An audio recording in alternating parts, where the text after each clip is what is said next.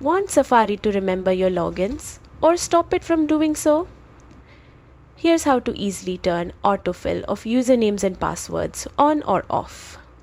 Like and subscribe for more smart iPhone tips. Start by opening the Settings app on your iPhone. Scroll down and tap on Passwords. You may need to authenticate using Face ID or your passcode. Now tap on Password options at the top. You will see a toggle for AutoFill Passwords and passkeys.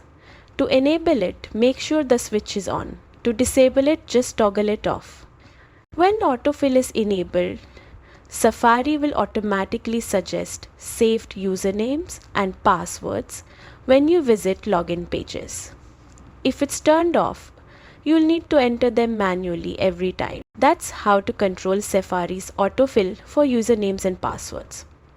Like and subscribe for more iPhone security and convenience tips.